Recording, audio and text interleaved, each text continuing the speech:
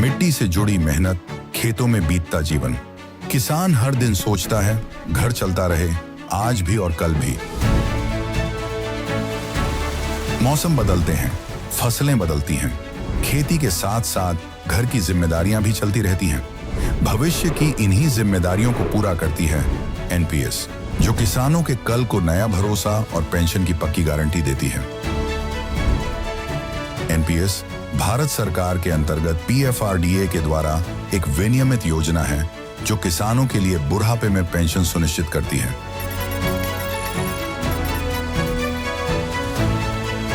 NPS खाता खोलने के लिए अपने नजदीकी सीएससी से संपर्क करें या 1800-1107-08 पर कॉल करें।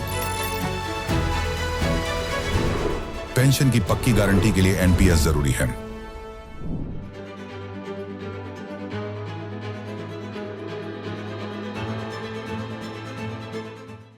ईरान, इजराइल, अमेरिका में चल रहे युद्ध का असर भारत पर बड़े पैमाने पर देखने मिल रहा है। और भारत की अगर बात करें तो जिस तरह से एलपीजी की दिक्कत हो गई है, उसके बाद सबसे ज्यादा असर होटल इंडस्ट्री पर पड़ चुका है। और इस लगभग 28 दिन से ज्यादा हो चुके वॉर की वजह से जो होटल्स हैं वो लगभग बंद होते हुए नजर आ रहे हैं और होटल्स को अब जो अल्टरनेट जो चीजें हैं उनका इस्तेमाल करना पड़ रहा है। मैं मुंबई से सटे कल्याण इलाके के एक ऐसे ही ढाबे पर आया हूं जहां पर अब जो है इस्तेमाल किया जा रहा है खाना बनाने के लिए कोयले और चूल्हे का। आपको बता दें कि जो एलपीजी है उसकी इतनी किल्लत हो गई है कि लोगों को एलपीजी नहीं मिल रहा है और इसी की वजह से अब लोग जो हैं वो एलपीजी से चूल्हे पर आ जा रहे हैं। यहाँ पर आप देख सकते हैं कि ये इस ढाबे का किचन है और इस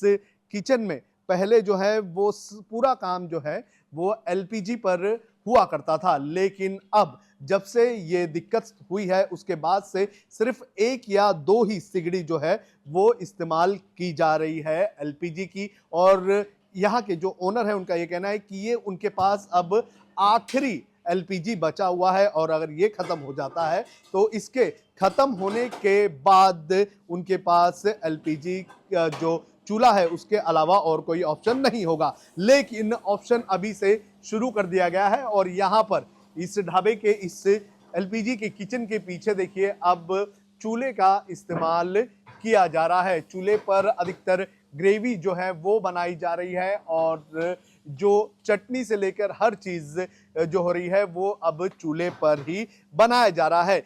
यहाँ के जो ओनर है उनका ये कहना है कि काफी दिक्कत हो रही है क्योंकि जिस तरह से किल्लत हुई है एलपीजी की, जिस तरह से शॉर्टेज हो रही है उसके वजह से जो घर के लोग हैं यानी कि जिन्हें घर के यूज के लिए सिलेंडर चाहिए उन्हें तो मिल रहा है, लेकिन होटल इंडस्ट्री के जो लोग हैं उन्हें जो है सिलेंडर नहीं मिल रहा है। तो ऐसे में उन्हें जो है सबसे ज्यादा दिक्कत हो रही है।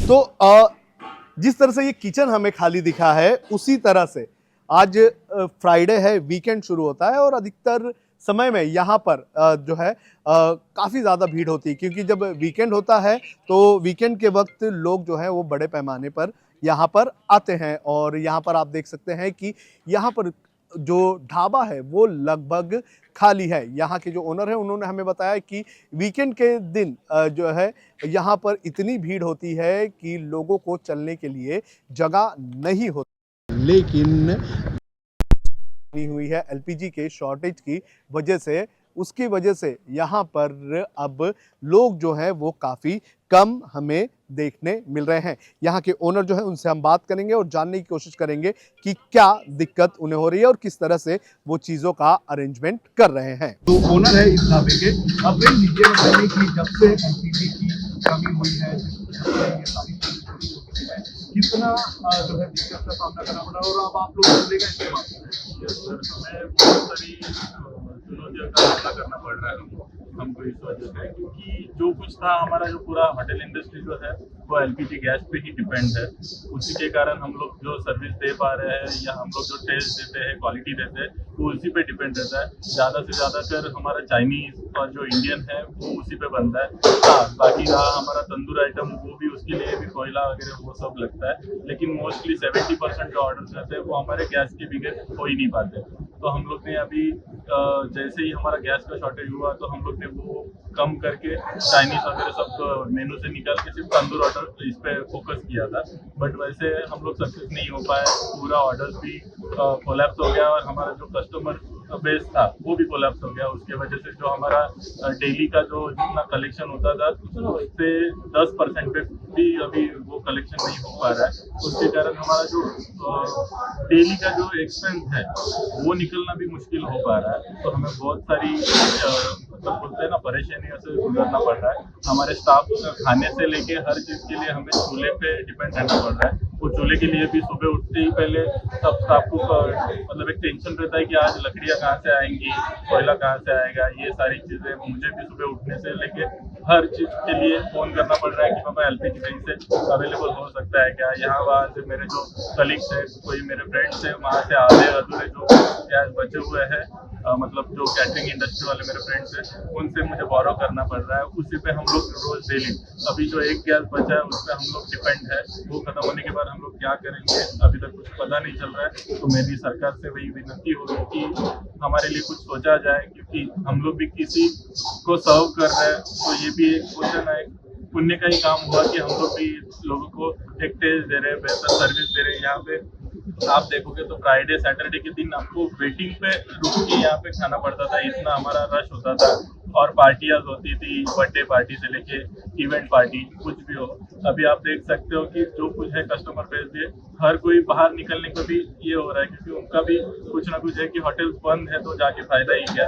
और जो कुछ आ रहे हैं उनको हम लोग सर्व कर रहे हैं, लेकिन अगर वही हमको अगर सरकार थोड़ी बहुत हेल्प करेगी तो हम लोग बेहतर तरीके से उनको क्वालिटी दे पाएंगे। हम लोग चाहिए तो हमारे जो कुछ रेट्स है वो ऊपर नीचे करके भी देख लिए, लेकिन वो भी नहीं सक्सेस हो रहा है। तो प्लीज मेरी सरकार से यही विनती रहेगी कि हम लोग को थोड़ा सपोर्ट किया जाए।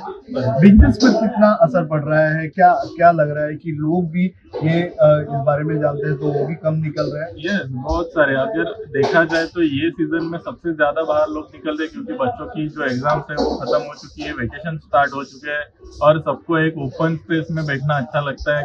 हर किसी को अभी ढाबा और ये इसके लिए इतना दूर दूर ट्रैवल करके आते हैं। तो मेरा भी यही कस्टमर बेस था और हम लोग ने 3 महीना, हम लोग प्रीवियस 3 महीना देखा जाए तो बहुत अच्छे से सबने सपोर्ट किया आजू बाजू वाले। लेकिन आज कोई बाहर निकल ही नहीं रहा है तो हम लोग कुछ कर ही नहीं पाते हैं ना। कोई ये ऑनलाइन भी ऑर्डर करते हैं तो वो चाइनीज और ऐसे आइटम हो रहे हैं कि 200 रुपए के ऑर्डर के लिए हम लोग उतना गैस नहीं यूज कर पा रहे हैं। तो उसकी वजह से हम लोग को ऑर्डर लेने में भी तकलीफ हो रही है और यहाँ पर आके बैठने के लिए हम लोग किसी को फोर्स तो नहीं कर पाएंगे। तो इसकी वजह से जो है उस पर बहुत इम्पैक्ट हुआ है।